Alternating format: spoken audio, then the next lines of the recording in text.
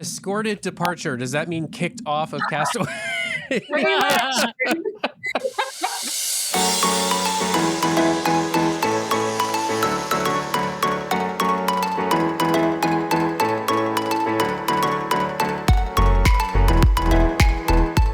Welcome back, everybody, to this week's live episode of the DCL Duo Podcast, brought to you by My Path Unwinding Travel and also our good friends over at the DCL Magazine. If you have not already, head over to DCL-magazine.com to stay up to date on all the latest news about the new and forthcoming edition of the DCL Magazine. They did their float test, of course, this past year. And according to Stephanie, she was on the show, it went pretty well. And so we are anticipating an actual DCL magazine at some point here soon. So if you want to subscribe to that magazine, head over to DCL-magazine.com today. And while you're there, use code DCL Duo. That's all caps, DCL Duo, to get 10% off everything in the WDW magazine store, including magazine subscriptions. They have a digital subscription. They have a multi-magazine digital subscription now, calendars, all the great stuff.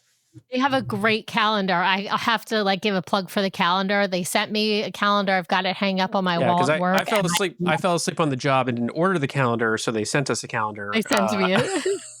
It's not a DCL one. It's a WDW one, but it's awesome. I love it. Yes, but who knows? Maybe an actual DCL calendar in our future. We are hoping to hear more soon. So again, thank you to WDW Magazine and DCL Magazine. The whole magazine family over there with the whole crew is just fabulous. Loved meeting them on board the Destiny. So head over there, check them out, show them some love, and help support the show. Sam, why don't we bring our guest in? Because if there's anyone who can have an opinion on DCL news besides us, I think Amy is absolutely one of those people. So I'm going to go ahead and invite Amy into our conversation. Welcome, Amy. Hi, everyone. Good to see you.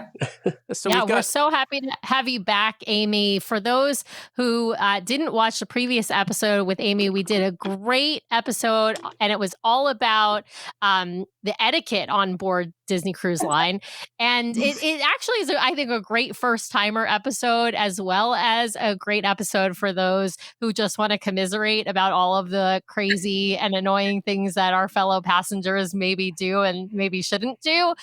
With our recommendations and Amy's recommendations of what is the right way to do things or what is the kind way to do things. I loved the reaction to it, the video over on YouTube, because there are definitely some thumbs down. And I was like, okay, so you're the people who are using the towels to reserve spots for the show. So let's just be clear on who you are out there thumbs downing that video. So yeah. But anyway, we did a great episode with Amy. She's also a former Plan Disney panelist. So for those who don't know, it used to be called the Disney Moms Panel. And it was basically, and it still is, questions and answers, right? So anyone can ask a question on their website, and then a Plan Disney panelist will answer questions. And some of the Plan Disney panelists specialize in Walt Disney World, some specialize in Disneyland, and some specialize in Disney Cruise Line. And a few years ago, Amy had the, distinct honor, because it's super competitive actually process to get chosen to be a Plan Disney member panelist. And so distinct honor of being one of those fabulous panelists. So we're super happy to have her. So let's talk about some news. I want to bring up the first piece of news, and I'm wearing this shirt in honor of it, which is a Duffy shirt for those watching. The Disney Adventure is in Port Canaveral. She got to Port Canaveral last week, but she's been kind of in and out of Port Canaveral over the last few days.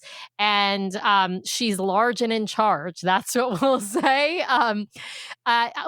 She just sailed in. Our friends, Tracy and Michael, were out at Fish Lips tonight for dinner. They went down from Orlando. They've been visiting Orlando for a couple of months, and they went down to Port Canaveral to eat at Fish Lips and watch her sail in this evening. So we got a great reel up on Instagram. We'll have some more pictures up soon, but we've got several pictures and reels from various listeners who've been down to Port Canaveral recently to see her.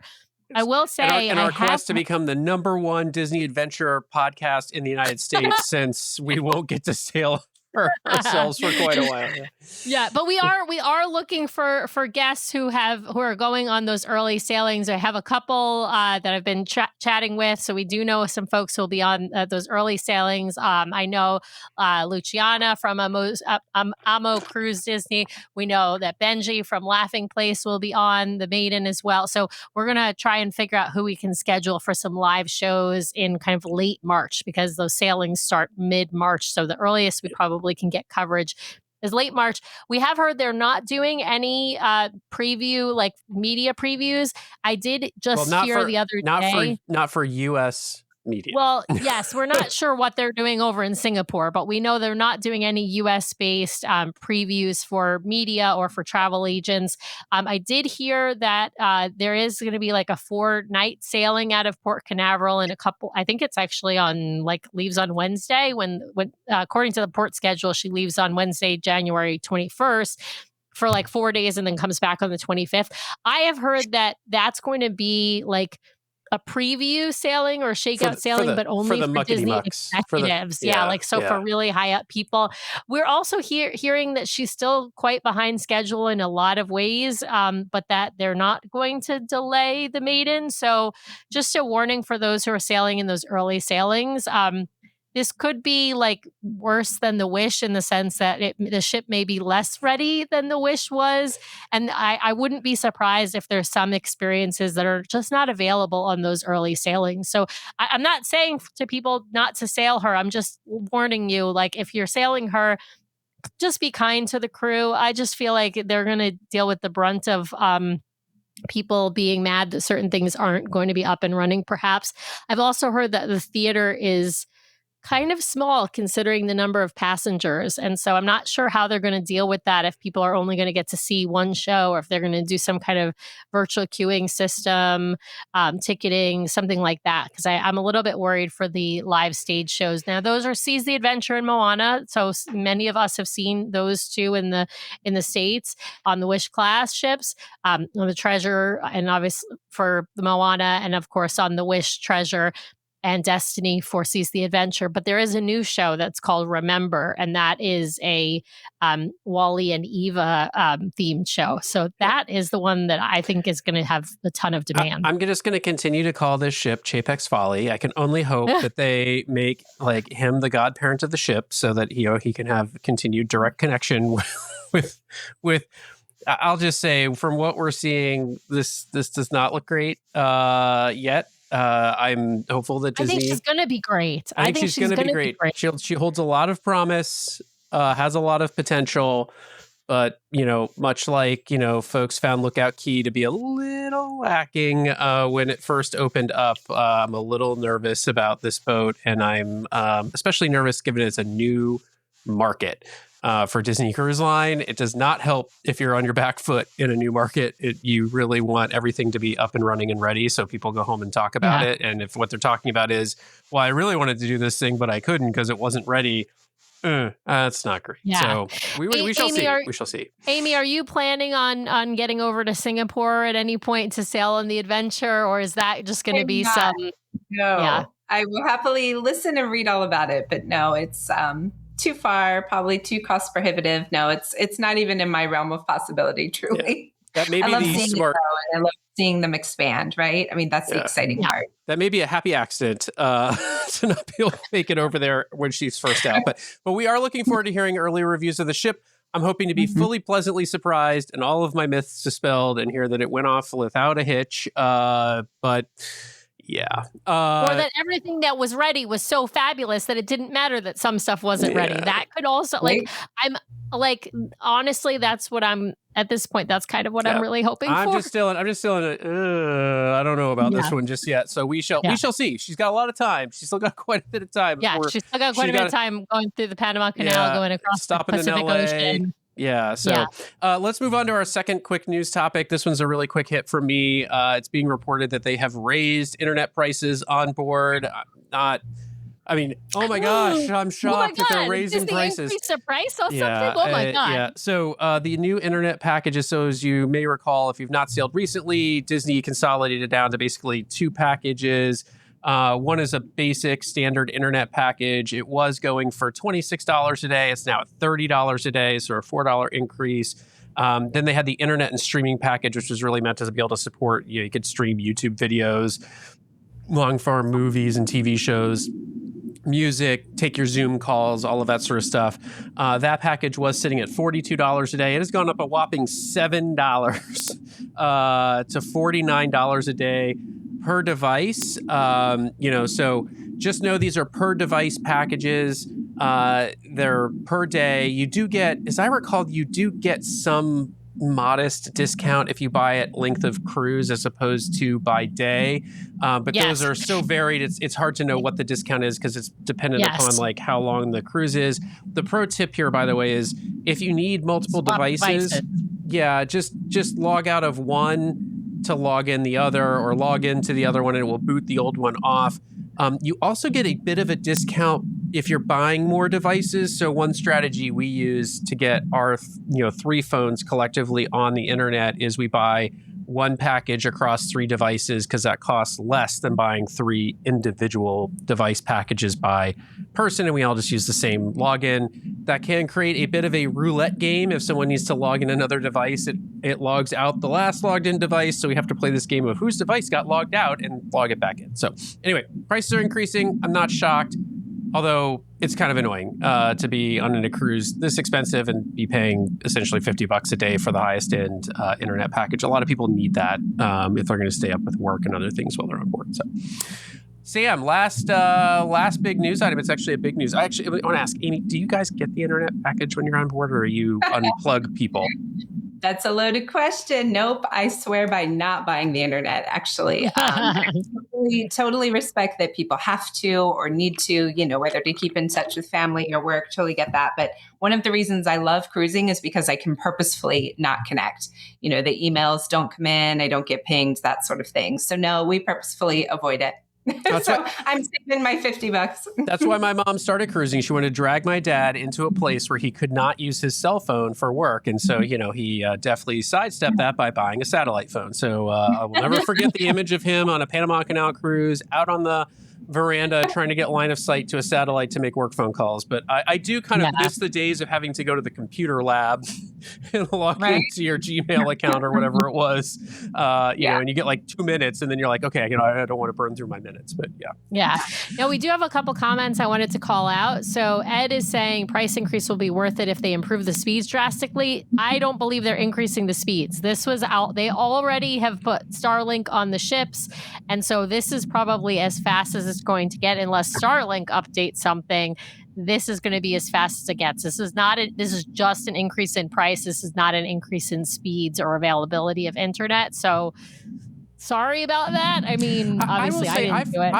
I've found the speed to be, I've taken like Teams phone calls. Good. Oh yeah. The only struggle I have is if you're on the highest plan nowadays, you really can do. There are places where internet is spotty, but that's not DCL's issue. It's just whether or not you got a good sight line to the only saddle. struggle I've ever had on the ships is trying to do a podcast or upload a video. But even social media videos and stuff upload pretty quickly. So, I've got a really super edge case here. I think most people are getting what they need out of it. And the speeds do vary depending on where you are in the world, because they need that's why they switched to Starlink, I think, because they were getting more solid connections. But up in Norway, you're far enough north, you may not be getting the best connection. So Sam, last news item, a little bomb dropped from the Disney Vacation Club last week. Yes. Oh my God. Okay. So Disney Vacation Club decided to mess with our 2027 spring break plans because we're actually booked on the Treasure Eastern Caribbean, of course, because that seems to be all we book, but it's also what keeps aligning with our son's spring break. So we're booked for 2026 and 2027, both 7 nights on the Treasure Eastern Caribbean sailings. 2026 is going to go off without a hitch. We have, no changes there. But Disney Vacation Club just announced their DVC member cruise. It leaves Wednesday, April 7th out of San Diego. It's got a really great itinerary. It's a day, or goes directly to Catalina. Then it has a day at sea sailing up the Pacific coast to San Francisco. It's got an overnight in San Francisco, so that means 2 full days in San Francisco. Then a day at sea sailing back down south, hits Ensenada for 1 day, of course, in order to accommodate the Passenger Services Vessel Act, and then goes back to San Diego. It's a 7-night sailing. It's, as I said, it's a member cruise. So that means special presentations, special gifts, special performers, which, means like Ducky Williams and Broadway stars and San Francisco. Brian's been talking about sailing to San Francisco like for years now on the podcast, and like been wanting a Pacific Coast repositioning cruise. And a lot of them have just skipped San Francisco. So anyway. So important information here. Bookings open on February 28th. And if there's one... To everyone. If there's one thing I could ding DVC and Disney Cruise Line over, it is that it opens to everyone on the same day. And you have to call Disney Vacation Club in order to book it. And I think that is a Saturday. Normally they do staff the call center to handle the volume of calls coming in. But for something like this, I sure wish they would give some consideration to Castaway Club status with the cruise line for booking, so that those of us who have sailed longer have a better opportunity to get booked, because this cruise itinerary is so unique, and it's straddling spring break periods in a way that Disney Cruise Line has not always accommodated families with these DVC. DVC is not always accommodated. It's still not great because it's across 2 different weeks. So if you have spring break, it's either 1 week or the other, not the whole thing. This thing is going to sell out. I guarantee this one will sell out because it is so unique, and it's on the Wonder, and people are going to want to get some sailings on the Wonder, because I think everyone's sort of predicting she's not going to be long for this world as more ships launch, and so I guarantee this thing is going to sell out. It's going to sell out quickly, and so it's going to be a sprint to the finish here to get booked on the sailing, because everyone's gonna be calling in on the same day. So yeah, Amy, are you excited about this sailing? Are you excited about this offer? I am. The Wednesday to Wednesday is no good for me. Like you said, straddling those 2 weeks. But I agree. What a unique itinerary! It's really special. You have to get back to like your 90s, like Ticketmaster days and speed dial. So you have to figure out the phone tree. But also, the other thing I should note, that we don't have a cost or point chart out yet. So you don't have to book it on points. You can book it fully on cash as long as you are a DVC member with member benefits. So that I think it's blue card status. Basically, if you aren't DVC, you aren't going to know what I'm talking about. If you're a DVC member, you'll know exactly what I'm talking about.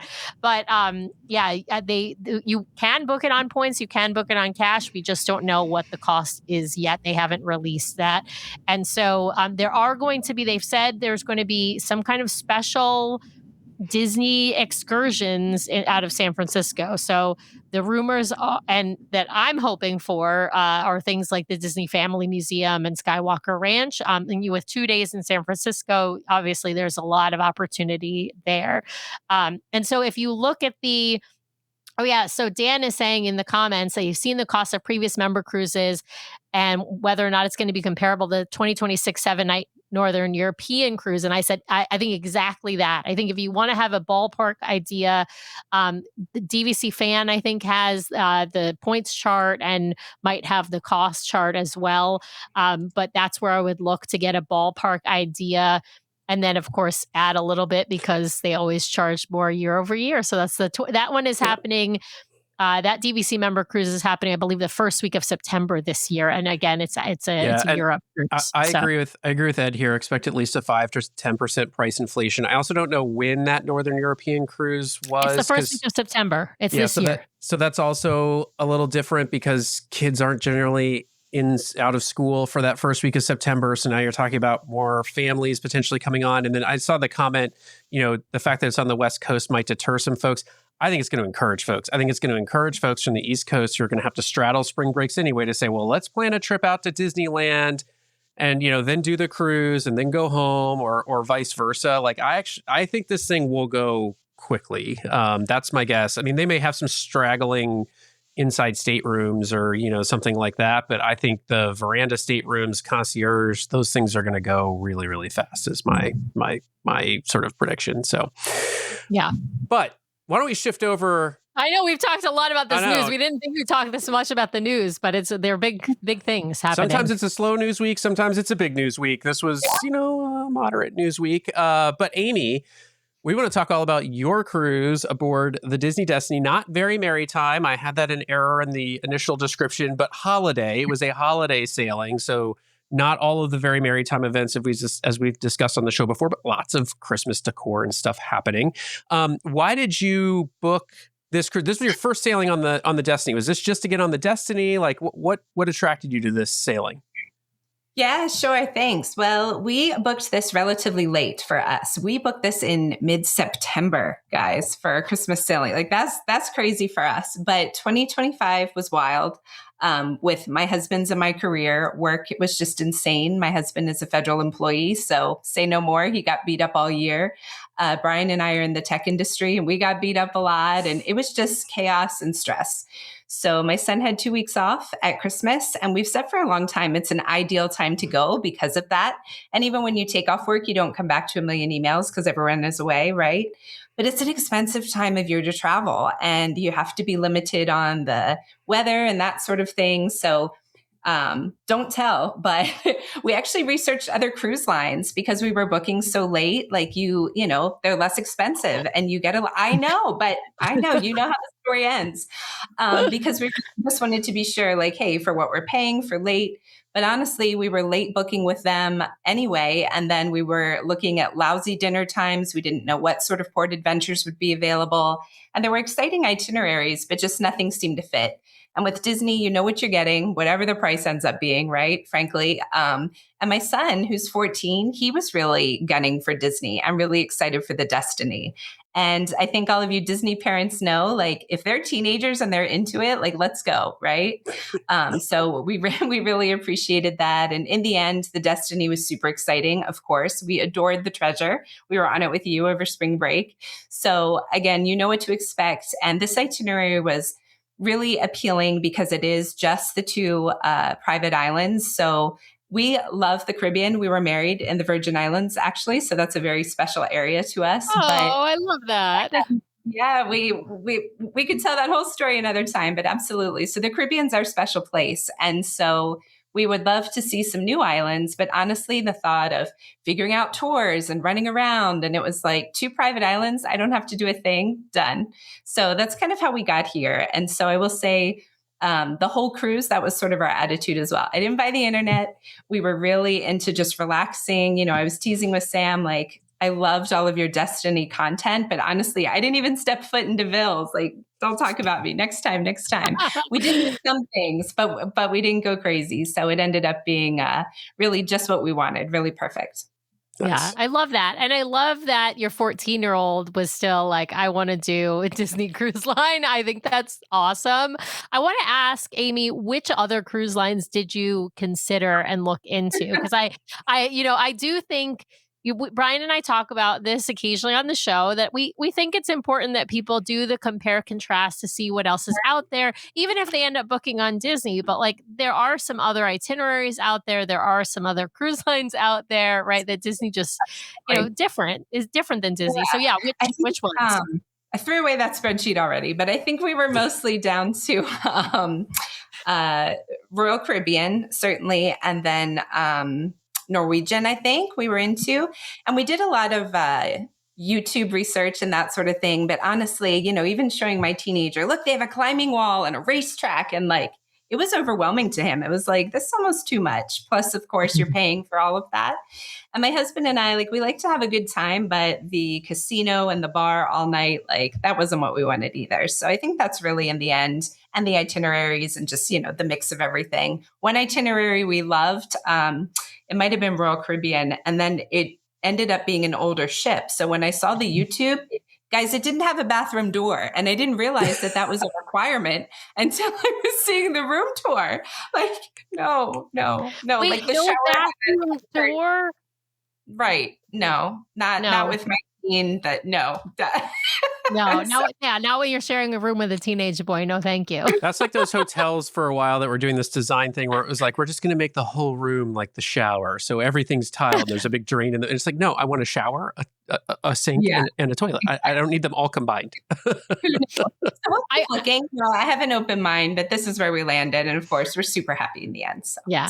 I personally like a toilet closet. Let me just say, I'm going to put that out there. I think that is the most important thing. Like in a hotel, I wish we had that in our house. We don't, but I love to have a toilet separate from everything else. I just think that's what I love about Disney Cruise. One of the things I love about Disney Cruise Line, not the only. We were just looking at VRBOs for a Hawaii trip, and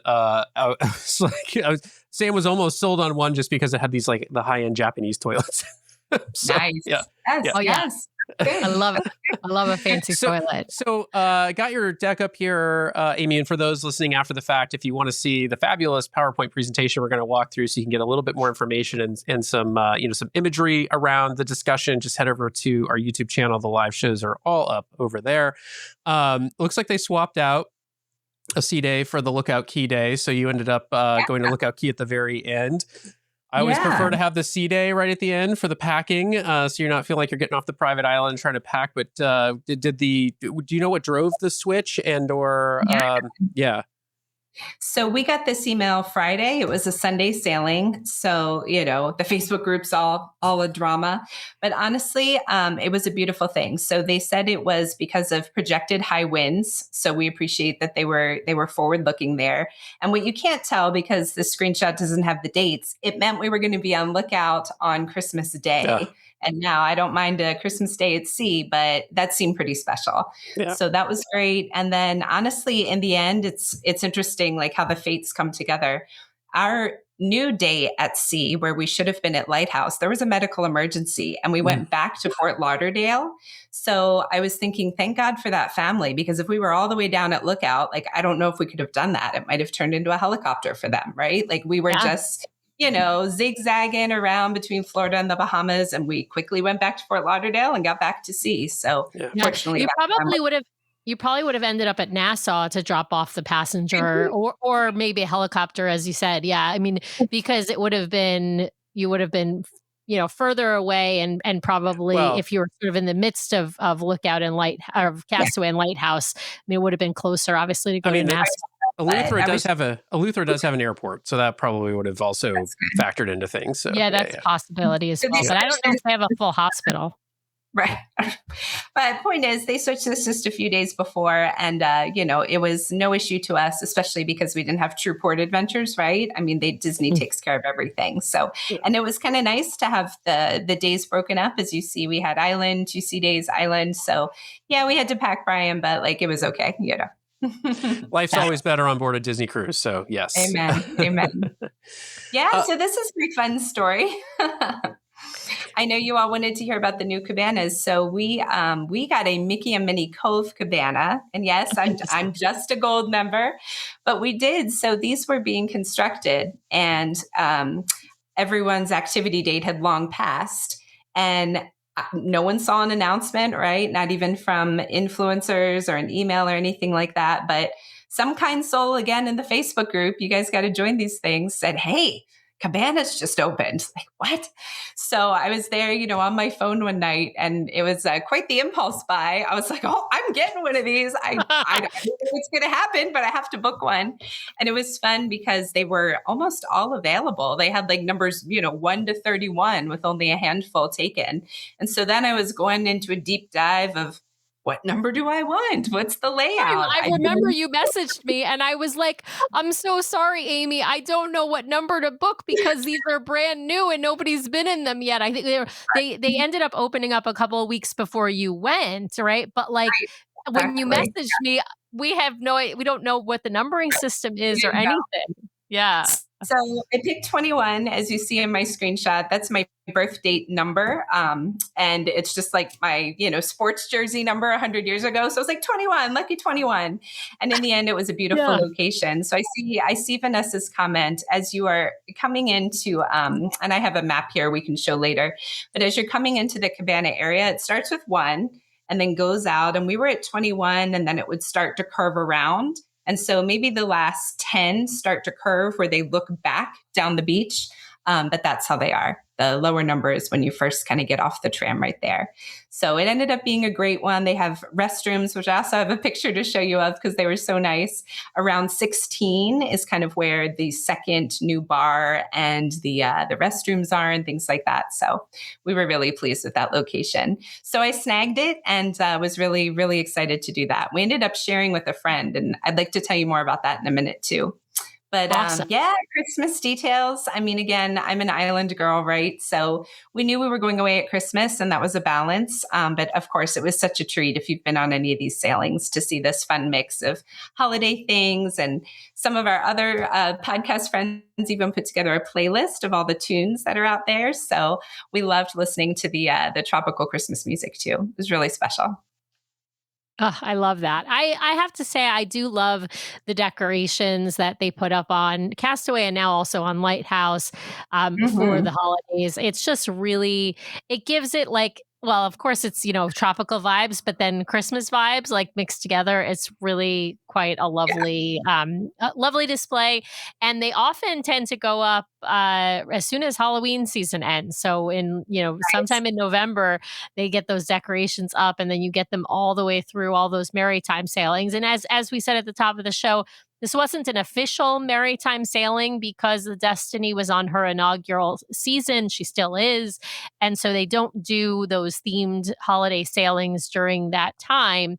But of course, because it's Disney and because it's Christmas, and this, of course, was sailing on Christmas, they make sure that there are decorations on board. I believe they loaded in the decorations on like December 3rd or December 4th on the Destiny. Yeah. So right after, all the previews finished and the maiden, and I think it was like the 4th cruise or something like that they loaded those decorations in. And we've got this great map and we've got a circle of, that's where the cast, the Minnie and so that's the Mickey and Minnie Castaway cabanas. Because if for those, well, I can't point to it, but if you see where the Y is on Castaway, if you just go a little bit above that, that's sort of the end of the, no, go back. So if you see where the Y is, where it says Castaway Key, right above the Y is sort of the end of the row of the regular family cabanas that are the original, however many cabanas, I can't remember, 21, I think, cabanas. And then they added these Mickey and Minnie ones. And these are actually on the beach that is attached. I mean, it is the Serenity Bay beach, if we call the west coast of the island there, that one whole beach. So it's the very southern tip of that sort of western part of I think that may be north as actually oriented geographically. Maybe. But yeah, who knows? On the far left side. I've never been to Serenity Bay because we always go with our only son and we just enjoy the day together. But I was in a family environment. Like if you wanted the adults only, they were definitely separated. We can talk about that new hangar restaurant in a moment as well. But if you were there as an adults only, like you're not going to be interacting with the family cabanas if you don't want to, for what it's worth. So it is Serenity Bay, but they are divided and they share the water certainly. But again, they're pretty far down. So. Yeah. And Vanessa makes a good point here. This used to be Crew Beach. And they have relocated the Crew Beach to the far end of Serenity Bay. It is more private, as Vanessa points out in the comment for them. But we have also heard from Crew it's further away for them to get to, so it takes more time. Yeah, and a lot of them actually take a bicycle down to get over there because it is kind of far. And I know that because if you want to run more than just the Castaway Key 5K, you're going to be running down to basically where the Crew Beach is. There's that path that goes past Serenity Bay, and you hit that Crew Beach, and then you see where their entrance is, and you could even kind of peek in there, even though it of course you're not supposed to go in there. All right, well, here's all the signage and sort of entryway for the Mickey and Minnie Cove cabanas. Tell us what this all kind of looks like when you arrive. Absolutely. And I see some good questions in the chat. I'll answer them as I storytell here for sure. So real quick, I want to share after my impulse buy, and frankly, it was Christmas. We were keeping it, our family of 3 or not, but they hold up to 10. And so I debated, like, what are we going to do, right? A lot of times you want to share a cabana to save the money and just, sprinkle that pixie dust on others. It happened to be, thanks to these online Disney communities, right? There was someone else that was a friend in the Facebook group. So I asked her and her family of 3 also wanted to join us. So that was a really great experience because, of course, it helps with the cost, but you just had company and had to make that special day with a friend. But something I wanted to share that was a little unique. So frequently, if you share with others, whether you do it, just asking or with friends, that sort of thing, she and I worked it out on the side for the payment, but we weren't traveling together. So we didn't necessarily want to link our staterooms. So how this worked was, we had our agreement off to the side and I chatted with DCL and they told me to manage it when I got on board. So I got on board, and even though you book cabanas under Port Adventures, don't stand in that line like I did. Go to guest services because Port Adventures can't help you. Actually, they said, I'm sorry, I know you booked through us, but it's not our thing now. So guest services easily added her just to the cabana reservation. They dropped off wristbands to her room, and then they could independently arrive, right? We didn't have to wait for them that morning or that sort of thing. So it was super smooth. But just a tip. Yeah, it's guest services. I didn't know. So that was really great. Yeah. And then with your arrival, I'm sorry. Go ahead. They can. Sorry, I was just going to say they can also split the payment for the cabana as well with guest services. You can do it yourself. You can split the cost however you want. What we have done when we have shared with others, as Amy mentioned, up to 10 people. The regular price is for like 6 people, and then it's like a X amount for each add-on person up to 10. What we have done is we have done just a per person split. So if like we're a family of 3 and we're with another family of 3, we've just done it 50-50. And if we're a family of 3 and we're with a family of 4, we've done it like 3 7s and 4 7s. And Disney does all that for you. You just tell them how you want it to be split. That is typically the default, is the per person, not like a 50-50 split. But Sure. We've done that with, you can do it with guest services. You can do it. The concierge hosts are also sort of have access to that. And they're your servers when you're at the cabana, is actually the concierge service team. So just if you need to liaise with them, they're super helpful, even if you're not sailing concierge, which we've done cabanas both while sailing concierge and not concierge. Sorry, go ahead, Amy. No, sure. So once you get off the ship, of course, you take the tram. For this one, you take 2 because you take the Serenity Bay tram as well. And then to answer a few questions in the chat here, right where I took these pictures, cabana guests only, you cannot pass beyond that. So there's a cast member with an iPad checking you in. So to answer your question, Vanessa, you couldn't really get to the Oh Boy bar because it's past this area. So I'll show you in a few slides where that is. But it has this adorable village. It's like, oh, I want to live here because it's just so quaint. You walk behind there. You check in. They have everything you need. You could get a bike for free if you wanted. There's no upcharge there walking along. And to someone else's question, no, you really can't access the original family cabanas. I know in the map, it kind of looks like they're connected, but they're not. So you can't get over there. Nice. So we arrived, and if you know anything about us, we rope drop everything. So of course we were like first off the ship. That's how we do it. We are maximizing our cabana day. We got our fun pictures at the Christmas tree, and off we went. So here we are, lucky number 21. Something I was really impressed with is, again, like we were on board, and I added my friend's family. Disney didn't know about them until the day before or so. And she had an 18-month-old. So when we arrived, without any prompting, they had a pack and play for her, and they had the baby sunscreen and beach toys and that sort of thing. So, that was really personalized and very special there. So they're adorable. Of course, fresh paint. They're also I didn't new. know about the pack and play. That's like because we've never sailed with a baby. So that's awesome that they'll do that for you, because the baby's probably going to take a nap while you're out at Castaway. Yes. Well, funny enough, when I reached out and said, hey, would you like to share this day with us? That was kind of her one condition. Well, can we nap that afternoon? Absolutely. This is, perfect napping. And as you see, it's a beautiful, beautiful place. I thought it was quite large. Again, I've not done another cabana, so take it for what it's worth, but I thought it was quite large. Lots of seating, lots of shade. There's tons of beach space. I'll show you some beach pictures in a moment, but particularly where we were, just as the cabanas start to turn, we just had so much space there that I think you can't, shout out enough. I think we all know at Disney, cruise parks, anything Disney, You pay for exclusivity or speed, right? Time is money. And so having that much space to yourself is just pure luxury. So again, it puts you in that like relaxation mode immediately. Yeah, There I was was so gonna. much. I'm sorry, go. Well, I want to make one comment, but I have a question for you. So the cabanas are identical to those that exist on the family beach today. There's nothing more, other than being newer, there's nothing more unique about them. Are you listening to our show because you want to make the most out of your next vacation? Great news, the fabulous team over at My Path Unwinding Travel can help guide you so you don't miss a thing. Their team of professional travel advisors are caring, knowledgeable, and experienced. It's why we use them to book our own travel. My Path Unwinding Travel is an authorized Disney vacation planner, which means they are recognized by Disney for their expertise and service. They have sailed on all the Disney ships, including in concierge, visited the theme parks, adventured with Disney, relaxed at Aulani, and so much more. Whether it's a Disney cruise, a theme park vacation, or Adventures by Disney, or if you are looking to expand beyond the mouse, My Path Unwinding Travel will elevate your next vacation planning experience. Even if you have already booked, reach out for a complimentary consultation to make your vacation even more magical. Ready to talk to the experts? Head over to mypathunwinding.com/DCL Duo or email dclduo@mypathunwinding.com so they know we sent you their way. Thanks, My Path Unwinding, for sponsoring today's show. Now back to the episode.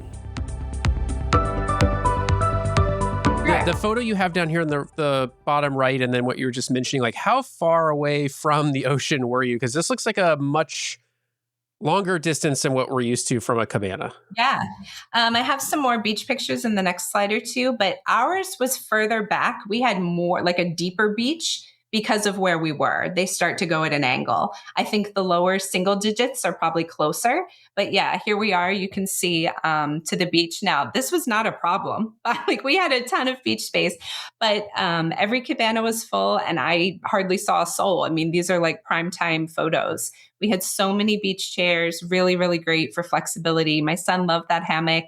Some of the teens in one of the cabanas too, like just past the hammock there, they were playing football. That's how much beach space they had, without disturbing anyone. So it was really, really nice. So I would say all that beach stretch, again, as you start to get into the teens and start to just have that wider beach, I loved it.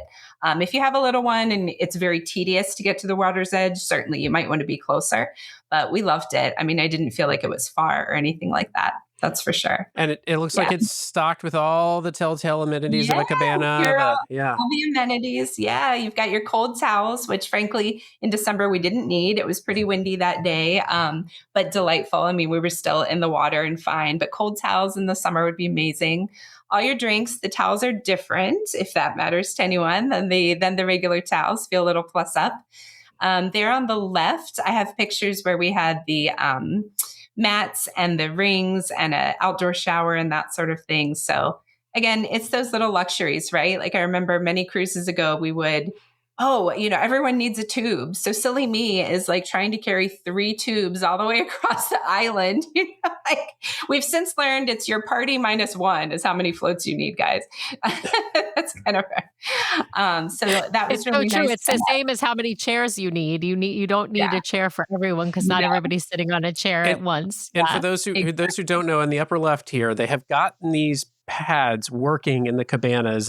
They worked off and on for a while in the early days when they first installed them. Then they kind of really weren't working at all. Then when they opened up Lookout and they put the cabanas there, they really came into their own with these sort of little, in cabana pad models where you can just like order stuff directly through the screen. So it's great to see these working.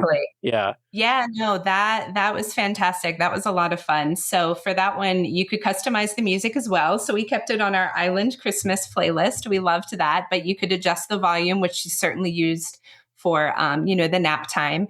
Yes, you can order things. You could, by order, I mean, like you could order more fruit, you could order more chips or the granola bars, more soda. We did order more soda and drinks at a certain point, and perhaps something else. You could order alcohol as well. And so they had a pretty specific menu, but then if you wanted something else, like a custom, sort of drink, then they would come and see you. So it was really, really nice to have. Yeah. Nice. Sounds like a fabulous day at the cabanas. Lots of folks asking questions about the barbecue and how it works. Yeah. So talk us through the Hangar 98 barbecue here. Sure. So again, we rope dropped 11:30. We were there. And so there There is a small queue. Again, this is not a problem, but just it was interesting the flow of things because at first there was a short line. It's a small-ish space. Again, I've not been to Serenity. I don't know the before, but here's the current, the after. But it was cozy and lovely. I didn't find it cramped. And as you can imagine, everyone's in a good mood, right? Like we're living the cabana life. We're pretty happy over here. So people were friendly, like polite in line. It moved pretty quickly. But I did notice by the time we were finished eating, like there was no line. So if you don't rope drop, it flows pretty well. I thought, and my whole family felt, the food was really great quality, like a step up from cookies. And I just thought it was fresh and just really nice. The servers could customize some things for you. They had almost like a paella, like a large pan of, seafood and rice. And that was delicious and different. But even just the burgers, I felt everything felt just a little more quality. As you see my cute little French fries sign, like they had these just Disney details, right? The Happy Holidays touch. So that was fun. Inside that building, they also have a soft serve machine and cookies and the desserts and that sort of thing. So that was great. They did have a good amount of tables and some umbrellas. We moved to the shade with the little one. They had high chair. It was available. You could reconfigure some chairs if you needed. They weren't all just like picnic tables with the built-in bench. You certainly could also take your tray back to the cabana because back to the iPad, that was one of the options is like, come get my food tray, press the button. So they were encouraging that as well. But because ours was a little bit of a walk, we stayed here. So it was delightful. Yeah. So it's a big deal that they have French fries because they have not. That's a big deal. I'm also curious, like the paella you mentioned, when you went to Lookout, did you notice that some of that? So I think what they're doing is they're importing some of the food that they're making at Lookout now over to this new restaurant. Which is really great to see actually, because I think there's some great food on Lookout. So it's great to see them bringing that back. Someone asked in the chat, and then I think someone responded, but Serenity Bay, you're not in the same line with the Serenity Bay folks. There's a separate sort of place for them. Yeah. And I didn't see them, which is by design, but it's essentially a mirror in this building. So there's two entries, which you can see when you go back out to get the tram. But otherwise, I didn't see separate folks. Their seating area is separate. So okay, great. Yeah. Sam, you looked like you had a question. I was going to say one thing I would note is if you are a family and you want to do some of the family activities on the island, you are quite a bit far away. I mean, you're over by Serenity Bay and that tram stop. And so you either will have to walk or take a bike ride or take a tram to get to things like Pelican Plunge or to get to the shops. I highly recommend just stop at the shops like on your way back. But if there's stuff you want to do, like take pictures and do the 5K and things like that, I would recommend doing that first before you head out to either, Serenity or Mickey and Minnie Cove Cabanas. If you're planning on spending your day out there, it is, it's not like it's so far, but it, in the heat of the day, you're probably not wanting to walk back and forth between the two. But honestly, and again, I know, I don't imagine many first-time cruisers are getting these just by, how the game is played. You just can't get it. But because we've been on several cruises, like this was our focus, right? I'm not going to go do the Stingray thing if I have a cabana. So that didn't bother me. I don't think the location is an issue. Like you need to prioritize your day, like any Disney thing, right? Again, similar to the theme parks. So like I said, I rope dropped, spoiler alert, I'll tell you in a few slides. They had to drag us out of there at the last call. So most of the day. But here you see some really cute pictures. Yeah, the Oh Boy bar. Friends, if you were seeing this picture, like the bar stools are lined up perfectly. It looks like, a model photo. This was peak midday. Like nobody is there because they're either drinking on the beach. Why would they be? Yeah, they'd be at the beach or the cabana. Yeah. Yeah. So I hung out and talked to the kind bartenders for a few, but it's beautiful. Nobody was there. It's not a big bar scene, but they did have some new to me kind of drinks, and that was fun. They had a version of a caipirinha, which was neat. and a different kind of Mai Tai, of course, your conch cooler and all those favorite things. But it was lovely. And the cast members have these adorable bikes, which is how they deliver your food or pick up your trays. That's what she's doing there. So it was really fun. And then I have, maybe a little, I don't know, off color here, but I have pictures of the bathroom. I promise no one was in there, but they're beautiful. I love that you have pictures. Listen, Amy, I always want to see a bathroom. Okay. Right? So I love it. But especially, the ones near Cookies too on Castaway. I mean, they're fine, but they're beachy, right? And they're older. So I wanted to show you these are polished and brand new. Someone asked about AC. Again, it was December, so I wasn't noticeably hot and cold, but I'm sure they are. It's a very nice building. And they have a good changing table, as you see there. Really, really beautiful. Something fun I didn't take a picture of, but I should have. When we travel and we use our cups, right? We're always taking our cups and you're in the airport and you refill it and it's like the filter's red and it's like 1 million bottles saved. Okay, so the filter's green here and it was like 120 bottles saved. It's so new. It had just small. I love that. I love that they added this bar because one of the complaints that's been happening with the cabanas on Castaway is the drink service is really slow on those cabanas, the existing cabanas. And so it's good to see them. It's good to see them recognize that hey, we need more bar capacity over here to support these cabanas rather than just trying to handle them through whatever normal bar traffic they have. So I'm glad that they added the bar. So yeah. Well, let's head to the next my slide. drink of choice is the Moet Ice, and they do have their own branded plastic cups for that, so you can still enjoy that on the beach. Delicious. Love that. Escorted departure. Does that mean kicked off of Castaway? Pretty much. So they made it very clear from the beginning of the day, you will be leaving at 3:45. I think we were, all aboard at 4:45. So it gives you that time because they know you have to take the trolley, you have to stop by the shops. To do a little shopping. Yes, exactly. So I totally get it. But I'll tell you, at 3:30, they were in our cabana, picking up our towels, come on, guys, get out of here. And then we weren't very far, again, about midpoint. It was easily walkable. But they brought the golf cart over and they're like, everybody in. I have 15 more minutes. What are you doing? We were polite. So kicking and screaming, and we were truly some of the last people, I think I respect others might have had enough of the day. It's fine. But no, I was taking the marrow out of the day, Amy. Yes. I get it. Yeah. It's a premium too. It's a premium experience you're paying for. And I take your point very seriously. When we when we have gotten a cabana, I'm not spending my time at Pelican Plunge or in the Stingray Adventure. I'm spending my time in that cabana, in front of that cabana, in the water by that cabana, have you. On our very first cruise, we were spoiled. I won't even say gently escorted out. We were literally, they're get in the golf cart. We're taking you back to the ship. We didn't realize you were still here.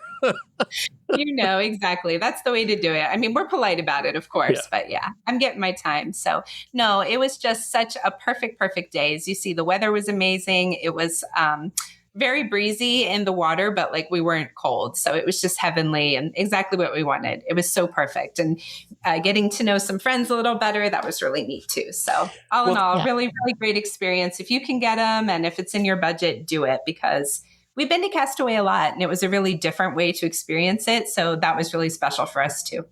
Well, you had Christmas Day at Lookout. God, I'm trying to remember how it's saying. What's been key Christmas Day at Lookout K sounds better. But fine. It doesn't rhyme. That's why Royal does it. This was your first visit to Lookout. What are your impressions? She's been open for a while, so kinks should be worked out. Things should be running smoothly. What were your impressions of Lookout?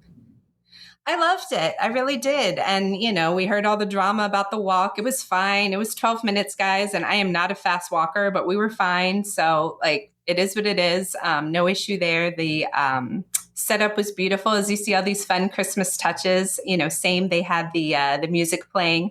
I will say the only two hiccups, and only because we're among friends here, we get a nitpick, right?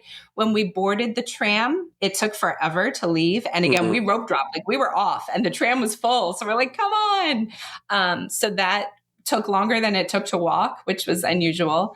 And then I wonder if they were still setting up or something. I wonder, because you were like with the first group, I wonder if the setup was like delayed and that's why they delayed you all. Yeah. could be. And again, not a true problem. These are not problems, but it was just a noticeable like disruption in the flow, right?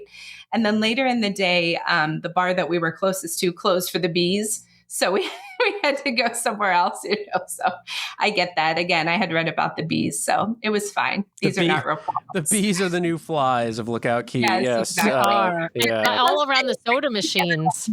Right. I think, if I had to pick, I would take another day on Lookout over Castaway, maybe because I've been there a lot, but the beach was heavenly. I mean, look at this, folks. It's Christmas Day, right? Christmas morning. It was just, again, we lucked out. Thankfully, they switched that itinerary for the weather, and it was just heaven. I mean, that blue water is my color. That's, my place. I told you about that. So we just truly had a perfect day. Now, again, don't talk about me, but I didn't see the Junkaroo. I'll see it another time. We ate. We were on the beach. We really were sitting there thinking like, we had to remind ourselves, it's Christmas. But the lifeguards were saying Merry Christmas. Everyone was just in such good spirits. And then we kind of together played this little game throughout the day.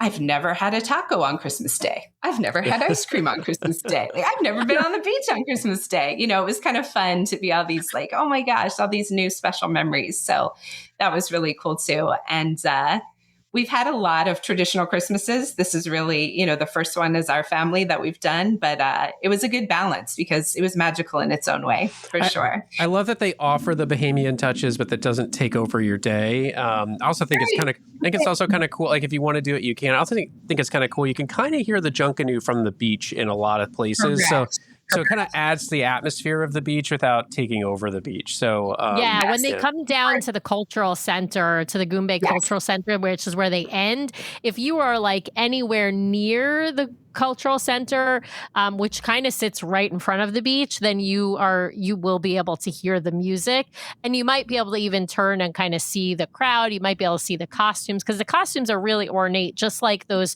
trees that you showed. They have all of that, the feathers. It's like carnival type outfits. It's really, really wonderful. I'm with you, Amy. I would take another day at Lookout Key over Castaway these days. Like I love Castaway, don't get me wrong, and Castaway in a cabana is a special thing, but Lookout without a cabana for us is one of our favorites. So I actually think the cabanas aren't a great setup on Lookout as they are. So I love going to Lookout without having to feel like I have to get a cabana of some sort. We head to the beach, we find a spot, and we're good to go. So yeah.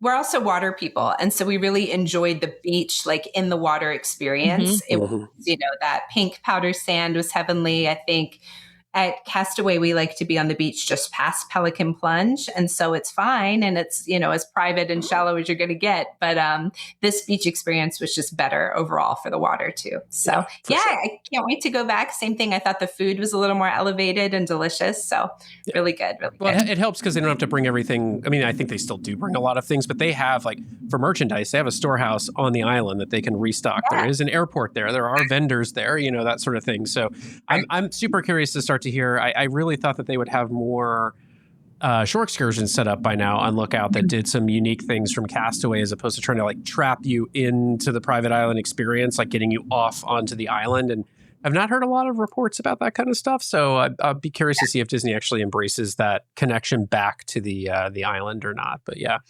Let's talk about Christmas Day on board. Amy, I see lots of great photos here, including one near and dear to Sam's heart of Menorah there. Yes.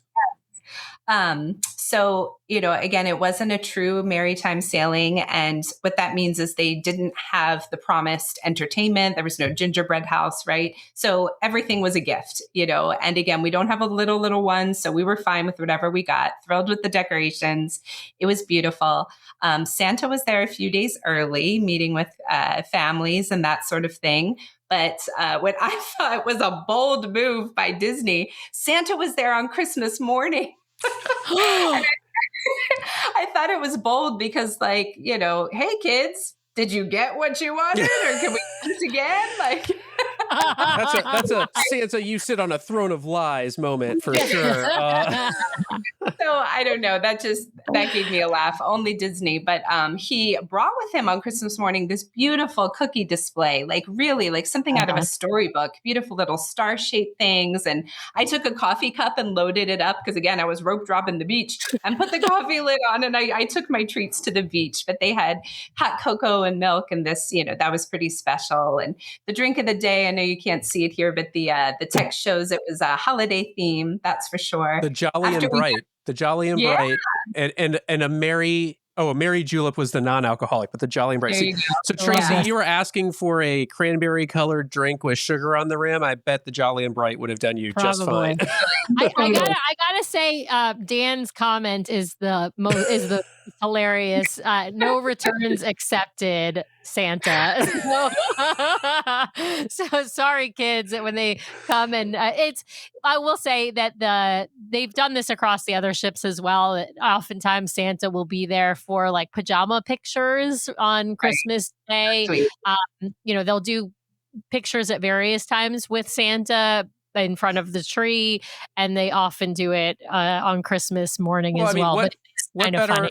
What better way to unwind from the sugar high and get lactate in, for all the milk you had to drink than on a Disney cruise ship, while you're there, you guys will meet some kids. So, Well, and Tracy's saying that they always said Santa goes to the Bahamas after he delivers the presents, but I don't know. Disney told us that Santa was at Aulani after Christmas Day. There was actually a post from one of the Disney accounts. I can't remember if it was Disney. I think it was a Disney Parks account, and it was literally showing like the back of Santa's head. It was kind of like a quarter view, and he's sitting in like a lounge chair in front of Aulani. And I don't know, we were there at Aulani. I will say we saw Santa on Christmas, the day before Christmas Eve. So we saw Santa on the 23rd at Aulani. We didn't see him sitting out on the 26th. I'm just saying. Oh my goodness. Well, I will say here, I also put this picture because I'm sure many of our Disney fans love the Muppet Christmas Carol, as I do. So we got back on the ship after being on the beach, and there it was on Funnel Vision. So that was as Christmassy as it's going to get to me. And yes, for the menorah, of note, Hanukkah was the week before, but I wanted to share this to show you all. They kept this up all week, and I thought it was beautiful. Maybe the last night, perhaps we were on board, but all the same, it was nice to see that sort of inclusion.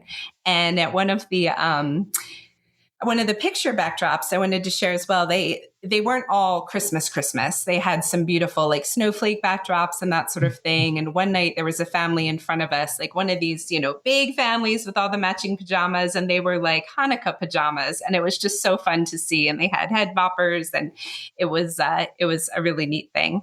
I love that. I have made Brian and Nathan wear Hanukkah pajamas on occasion. So right. It was great. I will say again with the flow and just like Christmas stuff, something that stood out to me, but I'm a details gal, was the lines, of course, for photos are long, as they always are, but maybe more so for Christmas because you had big groups. And then the photographers, God bless them, were like, well, let's get just the girls and just the boys and just the little ones. And I'm like, come on, so I thought the photos took longer than they needed to this season. But again, I get it totally. But it took a while. And one thing that I thought was a miss, if you've been on Destiny or you followed this content, you'll have a laugh with me here. It's Christmas Eve, and all the families were dressed up. That was our semi-formal. We're taking Christmas photos. But the same time, right before dinner, Maleficent was there with the group lights, which make your pictures look bad, and her music. And I'm like, it's family Christmas Eve photos. Like, guys, someone didn't look at the schedule. This was a question I had for you, legitimately, because like the Destiny is so unique in her theming and her leaning hard into superheroes and villains. Like, did you feel like it interfered with kind of the Christmas decor a bit? Because the treasure, whatever, it Yeah. It works on the Treasure and on the Wish. We can all have our opinions about the color of the Christmas tree, and there's a right answer there, but I won't get into it. But for the Destiny, I was curious how well it would gel together with everything that they're using that atrium stage a lot more of heroes and villains in and out. Like, how did it work, or did it get a little awkward? That was the only time it didn't. That's where I was like, this is wrong, guys. And the green is distorting people's photos. Like, they needed to space that out a little more. But otherwise, I didn't find it disruptive. And again, with not true Verry Merrytime, like we had light decor maybe, and it was really just the atrium. But no, I just feel like that one experience, we were all there. Maleficent's doing her thing, but the music, and I'm trying to take a picture by the fireplace, like it was just a mismatch for me, but that's okay. Yeah. Well, and that is, I definitely think in the time when you're doing those backdrop photos, which is generally, as you said, before dinner or in between the two dinner seatings, like that should be a time where they're not doing those lighting effects in the grand hall on the Destiny. Obviously, somebody, as you said, didn't look at the schedule carefully, because you really don't want, the green lighting is really cool, but you don't want that messing up people's pictures when they've just spent 30 minutes in line for a picture. I will say, we've seen that happen on holiday sailings too. It's the like you said, big groups of large families or friends, and they want to take 8 million pictures with 8 million combinations, and this nuclear family, then this nuclear family, then the two nuclear families together, then just the kids. Oh my God! Don't get off on a rant too hard, Sam, because we did it ourselves. So. I know we've done it. Well, we haven't, not as bad, but yes, we're not like a 30-person group, but yes, it is. I think it'd be fun if they had Santa kind of lean into the theme of the ship a little bit and talk about how, like, Loki and Cruella are on the naughty list and that kind of a thing. I think that could be kind of maybe fun. next year. Maybe next year when they do real Merrytime. Maybe. All right. Well, let's head to the next slide, because we haven't really compared, but I'd love to hear your thoughts. You've been on the Treasure, as you reminded folks, you were on with us back in April, and then you were on the Destiny. So really good comparison, just not that far apart. What did you like the Destiny more or less than the Treasure? What would you say, like, sort of the biggest takeaways for you were about the comparing these two ships that are similar and different in a lot of ways? Yeah, absolutely. Well, as the funny Instagram posts go, I would say I'm more a size 7 night plus cruiser. So, I squeezed into a 5 night, but I'll always prefer a longer cruise. So hands down, right? Like, just take me to the sea. So the Destiny, it's not her fault. She can't help that.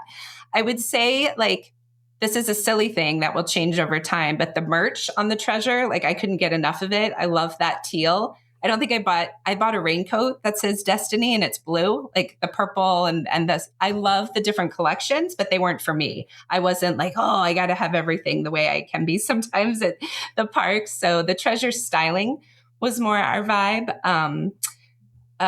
Man, don't come at me. I think Moana versus Hercules is a tough one. I really loved the Moana, like the puppetry and the different, elements to it. Of course, Hercules, you just love the energy, that sort of thing. So the shows were both fantastic and brand new. I will say on the Destiny, I preferred the Lion King dinner entertainment, but I prefer the Plaza de Coco food.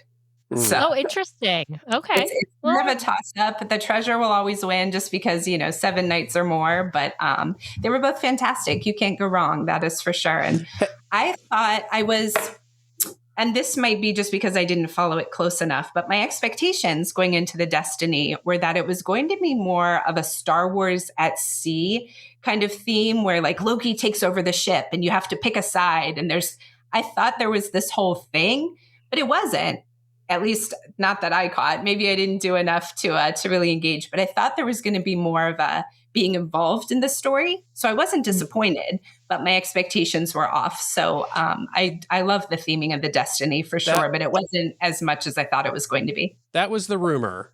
And I think the reality became operational. And so they sort of shifted there was all the rumors you were citing beforehand. Oh, they're learning. And they did. They brought a lot of, like, Star Cruiser kind of elements into the ship because they had people from Star Cruiser kind of in the Imagineering and operations side as a part of the Destiny's development. But I think what it morphed into was those meet and play moments where you kind of get the one-on-one time with the character in a setting that's more bespoke to you, or at least the group that's in front of them, as opposed to, you're just getting a photo with them or whatever. Yeah. So I think, and there are those atrium shows where he does sort of, but it where sort of Loki kind of takes over and takes stage, but they have sort of a starting and an ending point, right? And they don't continue that story throughout the entire cruise. So definitely an excellent point. So I've never been on the Star Cruiser. I meant Star Wars Day at Sea on the ship. Oh, right. That was a whole story whereby, the ship was taken over and that sort of thing. So that was kind of what I was envisioning. But all good. Again, you cannot go wrong. I think quickly too, Fort Lauderdale maybe wins over Canaveral. Not that we can pick these things, right? But it was so easy and really smooth. So I thought that was, plus one for the destiny. Nice. Definitely. Nice. I wanted to, your last slide I know we have here is about Vero Beach. And I wanted to ask you to, how does this pair, or does this pair well with a cruise? And does it pair better with Port Canaveral versus Fort Lauderdale? I'll be honest, I'm a little bit clueless as to where Vero Beach is, because I've never been there. And so I know it's in Florida, obviously. But I don't know, south of Port Canaveral. It's on the same coast, just south. Okay, so I don't know. West Coast side. But I don't know. Is this closer to Port Canaveral? Is it closer to Fort Lauderdale? What if you were giving a recommendation for somebody to go to Vero Beach? When is the best time to go? Obviously before or after a cruise, but between those. We landed there, guys. I'm a size 7 night. We weren't going home after 5, and we have points to burn. So I said, all right, we're going to Vero Beach for the weekend. Let's use these points before we roll them over. So yes, we live in the DC area. So we flew to Fort Lauderdale, spent 1 night and went on the cruise. And then we came back and rented a car. And we drove 2 hours up the coast, up A1A, Jimmy Buffett Memorial Highway. And it was a beautiful drive. There's lots of fun beach towns and places to stop. We went to an amazing Navy SEAL museum. It was really, really well done. If you're into that, in Fort Pierce, big shout out for them. And then we went to Vero Beach. So it was 2 hours north. And then we flew home out of MCO, actually, because it was a little closer. So to answer your question, you could do it either way, truly. It's not very far down the coast from Canaveral. So really, as far as it suits you, it's great. I think the theming is more subtle. Disney, if you've been to Hilton Head, it's kind of similar in those vibes versus the Beach Club Resort, right? Which is just a little more amped up Disney, which was fine with us. As you see, they had the Christmas decor. It was beautiful. For my family, it's a pass through. I would never go there for a week. There's just not enough to do. And we had a car and we did go out to dinner one night on the coast and that sort of thing, but we just want more. But I understand others might not. So super relaxing, beautiful. They had lots of on-site activities, that sort of thing.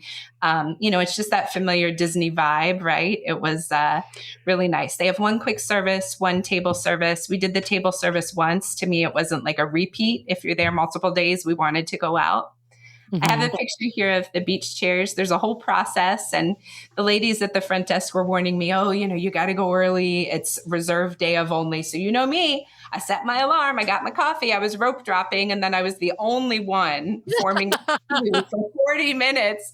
So I sat down and this poor gentleman comes up to get in line. And I was like, wait, I'm the line. I'm first. It was a really nice, smooth process to get your private chairs there. Vero's getting a ton of love in the chat. I just wanted to say that. Except Dan. Who's saying it's the Timu Alani. That's amazing. That's amazing. I wanted to ask Amy, since you mentioned it, because one of the things we love about Alani is you don't have to stay on property. You can easily walk across the street to the mall that's over there, the sort of outdoor shopping center that's over there. You can easily walk up the street to a Roy's and get a meal. So you don't even have to have a car, and you can sort of diversify and sort of go out to dinner. Is it the same at Vero, or is it fairly isolated? No, it's not isolated, but it's fancy homes and resorts. There's nowhere else to go. My boys rented bikes and they did go off, and that was fun. And they saw some nature in other communities. But I would say you're going to have to Uber or get a car to truly enjoy these other beach towns. And they're all nearby. It's not a problem. Yeah. But from the Destiny, for example, we took our cruise shuttle back to the airport to rent the car because that's where you had to rent it. And then I returned the car to MCO. So that was fine for us. I know some folks don't want to drive, but yeah, you definitely need a car, I would say. Yeah.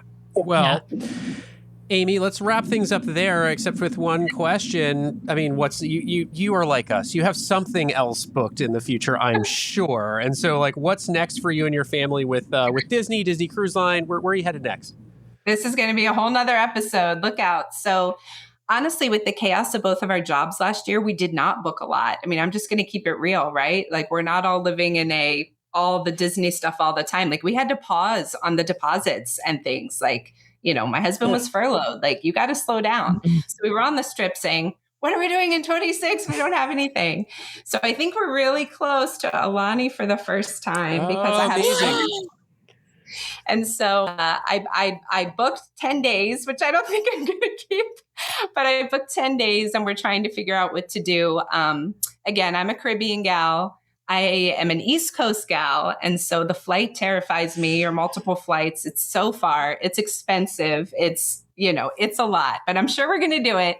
So I'll be back for all your tips and maybe first impressions. I'd love to hear how you find it as an East Coaster, because I think it is a hard trip. I mean, our friends Tracy and Michael who are with us. It's a long trip. It's a long trip. But I think there's something about the Hawaiian Islands that just makes them like everything we want, the Bahamas and, the Caribbean to be, but just there's something about it that makes it just a little bit more special. So I think you're going to love it. Yeah. You're going to love it. And honestly, Amy, like 10 days is awesome because when you are traveling that far, like from the East Coast in particular, you want, and also you're going to want some days where you're just staying at the resort and maybe you'll walk to dinner at Monkey Pod or something, but you're going to want some days where you go off property and explore Oahu. It's an amazing island.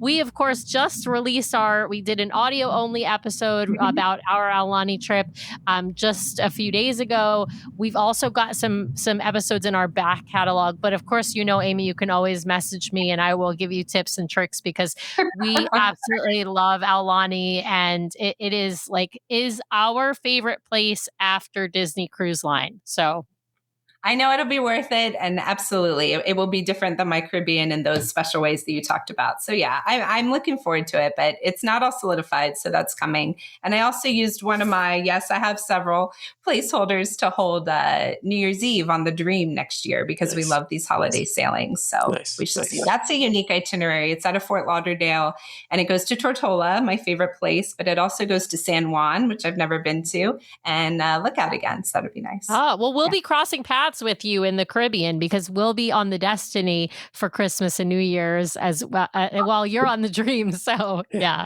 Laugh out loud here. Maybe something else then. Yeah, laugh out loud here to Ed's comment. Don't be like Brian and Sam. Book your Diamond Head. We didn't know there was a booking process. Yeah, you have to book. If you want to hike Diamond Head, you got to book it, and apparently it opens up.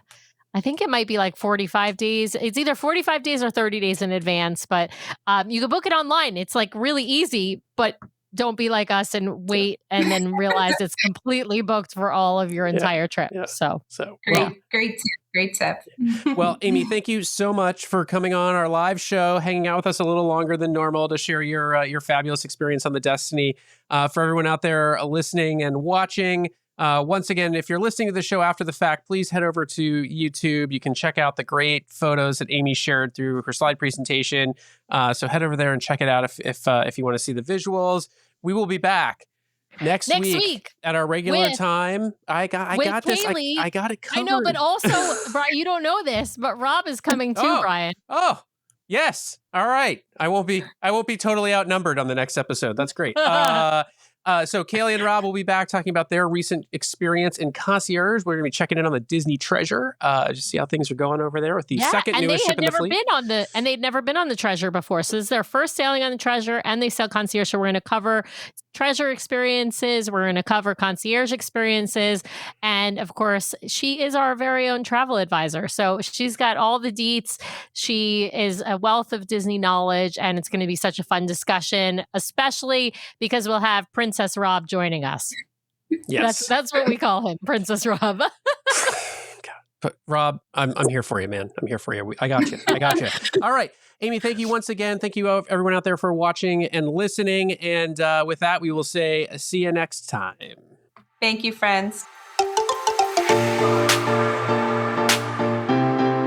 Well, thanks to everyone out there for listening this week. We really, really appreciate it. Be sure to subscribe to the podcast so you can keep getting great content from us every week. In fact, twice a week we publish shows. So be sure to hit the subscribe button to get all of those great episodes. And if you want to watch us live, we have a live show now every week, Monday nights, 5:30 p.m. Pacific, 8:30 p.m. Eastern over on youtube.com/DCL Duo. So be sure to head over and check that out. If you want to help support the show, be sure to hit those 5 stars on Apple Podcasts. And if you leave us a written review, a 5-star written review, we will read it at the top of one of our main episodes, so please head over there and hit those 5 stars. Of course, you can also help support the show by supporting our fabulous show sponsor, My Path Unwinding Travel. If you want to book your next Disney vacation, head over to mypathunwinding.com/DCL Duo or email them at dclduo@mypathunwinding.com so they know we sent you their way. If you've got questions or you'd like to connect with us, the best way to do that is to head over to dclduo.com. It's got links to all of our things, full catalog of the podcast episodes, including a searchable catalog for the podcast, links off to our vlog, a link to our Etsy store where we sell some fun fan-inspired magnets, link to our Patreon if you'd like to help directly support the show each and every month. Just head over to the website or patreon.com/DCL Duo. Also has a way for you to sign up for our Substack newsletter that we're hoping to start really pumping out monthly here at least, and a few blog articles that we've written. So DCLDuo.com is the best way to connect with us. You can also, of course, email us at info@DCLDuo.com or reach out to us on our voicemail line at 402-413-5590. That's 402-413-5590. The DCL Duo Podcast is not affiliated with Disney Cruise Line, the Disney Company, or the Disney family of theme parks. The views expressed on the show are solely those of the individuals on the podcast and in no way reflect the views of the Disney Company or Disney Cruise Line. If you have questions about a Disney cruise or a Disney vacation, please contact the great folks over at My Path Unwinding Travel or Disney directly or your own travel agent. Thanks again for listening, and we'll see you next time for another fabulous adventure with the DCL Duo. Good night.